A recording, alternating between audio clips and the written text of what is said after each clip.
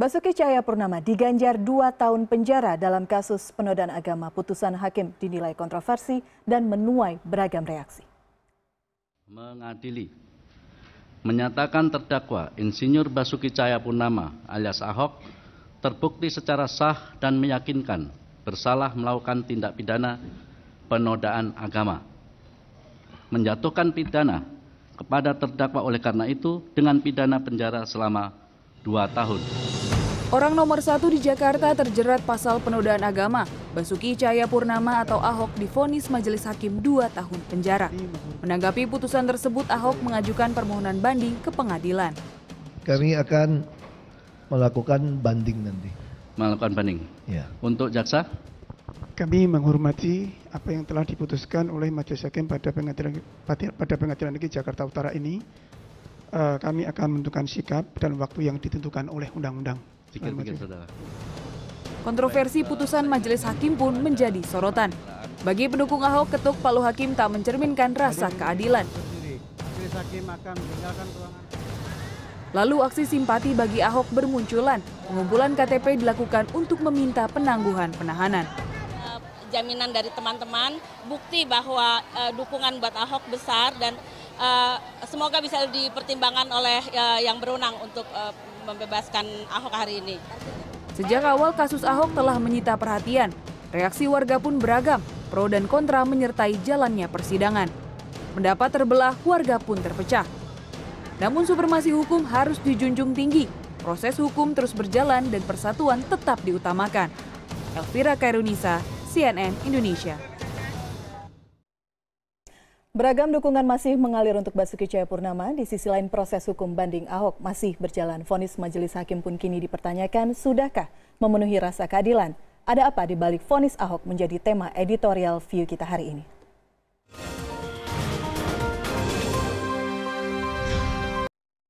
Dan telah hadir bersama saya di Studio 2 CNN Indonesia, Dewan Direksi CNN Indonesia, Alvito Dionova Ginting. Selamat siang, Bang Vito. Selamat siang, Vira. Bagaimana kemudian CNN Indonesia menyoroti vonis ini? Karena kita tahu pasca vonis 2 tahun ini kemudian otomatis pro dan kontra langsung timbul. Iya, ini kan sebenarnya semuanya bermula karena seorang bernama Basuki Cahayapurnama ya, yang kompleks. Artinya sebagian orang menganggap dia berhasil memimpin Jakarta, sebagian orang tidak, sebagian orang mendukung dia dalam pilkada lalu, sebagian tidak. Dan kemudian muncullah fenomena pidato di Pulau Pramuka yang kemudian menimbulkan menimbulkan dampak kasus penodaan agama ini. Sebenarnya kasus penodaan agama ya ini sekali lagi karena ini Ahok gitu ya, karena ini Basuki Cahayapurnama. Karena kasus penodaan agama itu selalu menarik perhatian dan selalu kebanyakan berujung pada pemidanaan si terdakwa gitu ya. Dan ini kemudian juga terjadi pada Ahok. Mungkin yang kemudian orang bertanya-tanya barangkali kenapa pada akhirnya pihak jaksa penuntut umum hanya menuntut 1 tahun pidana penjara dan 2 tahun masa percobaan, sementara hakim memutuskan 2 tahun. CNN melihat bahwa ya yang dilakukan hakim sebagai bentuk diskresi pengadil dan itu biasa terjadi. Tapi yang menarik memang kan ini implikasinya kemana-mana gitu ya. Kita memotret paling tidak sejak diputus vonis hakim sampai kemarin malam sampai hari ini bahkan euforia itu masih tetap ada. Dan itu wajar sebagai bagian dari bagian dari keberpihakan pendukung Ahok terhadap Ahok gitu. Tapi kita akan melihat apakah langkah-langkah Ahok akan efektif langkah-langkah hukum gitu ya. Sekarang ada penangguhan penahanan, kemudian ada upaya penangguhan penahanan dengan jaminan dari wakil gubernur yang sekarang menjadi PLT gubernur, dan kemudian juga ada upaya untuk banding. Ini akan kita follow up terus-menerus gitu ya, karena sekali lagi karena ini Ahok, sekali lagi karena dia adalah Basuki Cahayapurnama, sehingga orang butuh informasi terkait dengan apa yang terjadi kemudian. Oke, yang disoroti adalah pasal yang digunakan oleh hakim 156A, karena sebelumnya juga jaksa hanya menggunakan pasal 156. Berbagai analisa bermunculan. Ada yang mengatakan bahwa ini pasal karet yang kemudian dikhawatirkan ini bisa mengekang kebebasan berekspresi. Hanya masalah kecil kemudian kita bisa dijerat dengan kasus hukum. Iya, banyak sekali kan kasus yang banyak sekali pasal sebenarnya yang bisa menjerat kita begitu ya. CNN Indonesia kan juga mencermati bagaimana kemudian pasal perlakuan tidak menyenangkan masih terus ada di dalam KUHP dan kemudian bisa digunakan sewaktu-waktu gitu. Sama juga dengan kasus penodaan agama. Sekarang juga terjadi soal isu bagaimana pendukung Ahok kemudian dicermati oleh Kementerian Dalam Negeri karena dianggap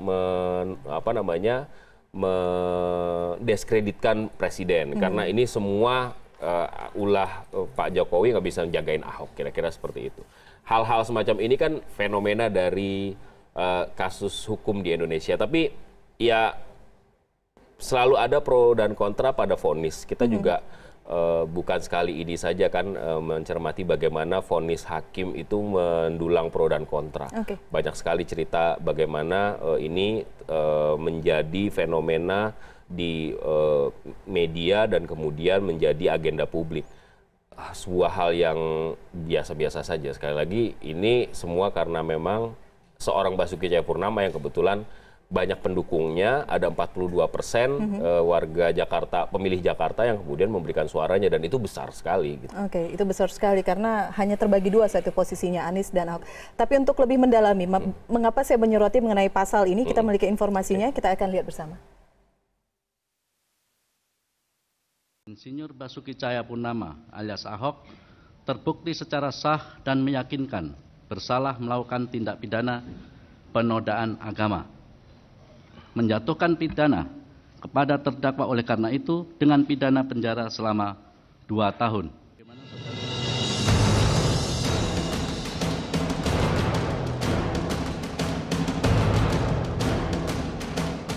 Pro kontra merebak setelah hakim memvonis Basuki Cahayapurnama atau Ahok 2 tahun penjara karena dinyatakan terbukti melakukan penodaan agama. Sejumlah aktivis mengkritik pasal penodaan agama dengan menyebutnya sebagai pasal karet, diskriminatif, sumir, serta tidak menghormati kebebasan dan hak asasi manusia. Karena kita nggak punya kategori yang jelas. Kan sebetulnya pertanyaan yang menarik itu adalah mengapa di zaman Orde Baru hanya 9 kali yang represif justru, tapi di zaman kita itu bisa sampai 9 yang reformis ya, reformis gitu lah kira. Di mana perspektif terhadap penghormatan terhadap hak asasi manusia, penghormatan terhadap kebebasan, dan mestinya jauh lebih tinggi. Kenapa gitu? Namun seruan para aktivis tersebut ditolak oleh Majelis Ulama Indonesia. MUI menilai pasal ini tetap diperlukan untuk menghindari kerawanan sosial akibat penodaan agama. Kita bayangkan misalkan, kalau tidak ada undang-undang ini, tidak ada pasal 156 huruf A, begitu banyaknya ideologi transnasional yang mengatasnamakan agama, tetapi mengandung kepentingan politik negara asal, predikat state. Banyak itu ideologi transnasional. Belum terjadi adanya penodaan-penodaan di dalam negeri. Ini akan menimbulkan kerawanan nasional yang mengancam ketahanan nasional ini. Menteri Hukum dan HAM Yasona Lawli pun mengaku akan mengkaji opsi penghapusan pasal penodaan agama tersebut. Selama ini kasus penodaan agama memang telah membuat banyak pihak masuk penjara. Mereka terlibat berbagai perkara, mulai karya sastra seperti cerpen yang menyeret H.B. Yasin, jajak pendapat majalah yang menyeret Arswendo Atmawiloto, sampai orang yang mengaku Tuhan seperti Lia Aminuddin alias Lia Eden. Kasus penodaan agama juga membelit 2 pentolan Front Pembela Islam. Munarman menjadi tersangka dalam kasus dugaan penyebaran fitnah karena menyebut Pecalang Bali melarang umat muslim menjalankan ibadah salat Jumat. Adapun Rizik Syihab dilaporkan oleh Perhimpunan Mahasiswa Katolik Republik Indonesia karena diduga melakukan penodaan agama. Dalam sebuah ceramahnya yang beredar di media sosial, Rizik dianggap melecehkan kepercayaan umat Nasrani. Budi Adiputro, CNN Indonesia. Ya, baik, kita lanjutkan. Pertanyaan saya selanjutnya, apakah putusan hakim dinilai sudah memenuhi rasa keadilan? Ya, sekali lagi itu relatif ya, karena CNN memotret ini kan jauh sebelum semuanya masuk ke pengadilan. Ketika mulai ramai-ramai Buniani mengunggah dan kemudian menjadi pembicaraan viral dan kemudian di follow up oleh demo-demo besar, kemudian masuk ke ranah pro justisia, masuk dalam persidangan dan lain sebagainya. Indian kita sudah tahu hasilnya. Kalau misalnya Ahok tidak dinyatakan tidak bersalah, ada pihak-pihak yang akan melakukan bentuk pengungkapan reaksi ekspresif seperti yang terjadi sekarang. Begitu juga sekarang ketika Ahok ditetapkan sebagai terpidana misalnya.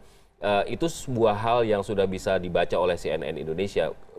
Berapa lama hal ini terjadi, bagaimana ujungnya itu yang kemudian kita follow up terus-menerus. Tapi kalau misalnya dipertanyakan rasa keadilan, sekali lagi pengadilan punya sistemnya sendiri, majelis hakim mengambil keputusan dan vonis itu tidak bisa dipengaruhi oleh apapun gitu.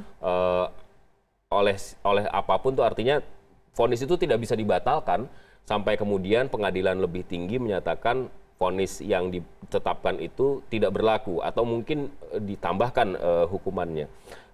Seperti itu kondisinya. Jadi kalau dianggap adil atau tidak itu masalah rasa kembali lagi gitu ya. Tidak ada suatu penilaian objektif murni yang bisa menetapkan ini salah dan ini benar, karena sekali lagi ini ranahnya bukan ranah eksakta yang 1 + 1 sama dengan 2. Gitu. Oke, yang perlu kita cermati juga bagaimana saat ini pergolakan yang terjadi, bagaimana aksi simpatik masih terus bergulir. Banyak kasus yang masyarakat kita ini sering dinilai masyarakat yang cepat lupa, tapi apakah ini akan cepat dilupakan? Saya rasa atau tidak. apa langkah yang harus dilakukan? CNN Indonesia paling tidak mengantisipasi, karena begini, setelah Ahok kemudian ditetapkan atau dinaikkan statusnya sebagai terdakwa misalnya atau tersangka paling tidak terhadap kasus penodaan agama, banyak kasus-kasus kontra yang kemudian muncul, misalnya kasus Buniani yang kemudian mengunggah, itu kan prosesnya belum selesai, katanya dalam waktu dekat akan dilimpahkan ke persidangan berkasnya oleh kejaksaan. Begitu juga dengan vonis dugaan yang dilakukan atau sangkaan yang ditujukan kepada Habib Rizik yang menodai dasar negara dan lain sebagainya, banyak sekali tuh prosesnya. Nah, ada tanggapan bahwa orang-orang yang berunjuk rasa atas nama Ahok ini baru akan bisa diredam kalau kasus-kasus ini juga mendapat perhatian yang sama. Atau paling tidak prosesnya sudah dilaksanakan ke persidangan sampai kemudian ada putusan gitu. Sampai sejauh itu mungkin akan sedikit terus ada pergolakan. Tapi menurut saya bentuk reaktif seperti ini biasanya pengalaman-pengalaman sebelumnya CNN mencatat nggak akan terlalu lama. Nggak ada proses yang terus-menerus. Mungkin sifatnya periodik, misalnya sebulan sekali, atau mungkin biasanya yang menggunakan momentum-momentum khusus itu kelompok-kelompok kontra Ahok sebelumnya dengan demo 212, 411, 55 gitu ya. Barangkali sekarang gilirannya kelompok pro Ahok yang kemudian menggunakan momentum untuk memberikan tekanan-tekanan kepada penegak hukum untuk memproses kasus-kasus kontra Ahok ini, sehingga ada titik keseimbangan gitu ya. Artinya kalau Ahok masuk, yang ini juga harus masuk gitu. Nah, itu yang barangkali harus dicermati oleh CNN Indonesia ke depan. Seperti apa langkah selanjutnya akan dilakukan. Apakah pemerintah pusat perlu turun tangan? Apakah Presiden Jokowi perlu memberikan pernyataan? Presiden sudah menyampaikan pernyataan. Ini serba salah juga buat Presiden sebenarnya. Kalau dia memberikan pernyataan membela Ahok, kesannya seolah-olah dia ngebelain Ahok. Kalau misalnya dia mengatakan bahwa hakim tidak adil, dia dikatakan intervensi ranah yudikatif yang bukan wilayahnya. Jadi CNN Indonesia bisa memahami bagaimana sulitnya menempatkan posisi sebagai seorang presiden gitu ya. Banyak orang-orang yang tidak puas dengan putusan hakim dan meminta agar Pak Jokowi ayo dong berbuat dong, karena Pak Jokowi ini kan adalah orang yang bisa dikatakan dekat dengan Ahok dan lambang kemenangan demokrasi lah misalnya dikatakan gitu di pemilu 2014. Tapi sungguh sulit untuk seorang presiden melakukan berbagai hal, karena sekali lagi ketika putusan hakim jatuh, seperti misalnya keputusan terhadap pra-peradilan Budi Gunawan. Semua orang mengomentari itu, semua orang tidak setuju bahwa hakim kemudian memutus Budi Gunawan harus dibebaskan dari penetapannya sebagai tersangka. Tapi nggak ada yang bisa dilakukan, apapun tidak bisa dilakukan karena ranah yudikatif adalah ranahnya para hakim gitu. Tidak ada satu pihak pun yang bisa mengintervensi. Kemudian orang bertanya-tanya, apakah ada pengaruhnya MA, apakah ada intervensi MA ya? Allahu a'lam bishawab. Termasuk promosi para hakimnya yang kemudian dilakukan sesaat setelah vonis jatuh. Iya, bisa saja orang kemudian menerjemahkan itu. Orang ada yang mengatakan itu promosi, ada yang kemudian menganggap itu diamankan dari ibu kota supaya dia kemudian tidak menjadi bolak-balik akan menjadi bahan demonstrasi, dikejar-kejar, diteror dan lain sebagainya. Jadi lebih baik kan semuanya pindah ke daerah gitu ya, walaupun katanya itu promosi. Ya, bagaimana sekali lagi kasus ini CNN melihat bagaimana ini masalah sudut pandang saja, bagaimana cara memandang. Karena dengan adanya kasus penistaan, ada penodaan agama ini, ada dua kubu yang terbelah. Sama seperti ketika pilkada, karena ini kan representasi dari pilkada kasus ini sebenarnya katanya. Yang pro Ahok dan kontra Ahok gitu. Itu bagaimana kemudian cara pandang orang melihat saja dengan menggunakan rasa pada akhirnya. Oke, terakhir Mas Vito, sebagai penutup, apa yang bisa kita petik? Ya, kita selain dari CNN Indonesia, masyarakat awam, apa yang bisa kita lihat dari kasus ini? Yang bisa dilihat bahwa emosional conscious itu masih sangat mendominasi orang-orang Indonesia. Jadi pemilih rasional, memilih karena rasio, memilih karena pertimbangan-pertimbangan logis itu dinomorduakan karena orang lebih melihat sosok karena suka, karena rasa gitu ya. Sulit kita berada di tengah untuk melihat secara objektif kasus ini seperti apa, karena setiap orang punya pilihan gitu. Dan ya ini mungkin bagian yang tak terpisahkan dari proses transisi demokrasi yang masih terus berjalan di Indonesia. Gitu. Oke, baik. Terima kasih Bang Vito sudah bersama kami di Direksi CNN Indonesia. Ya.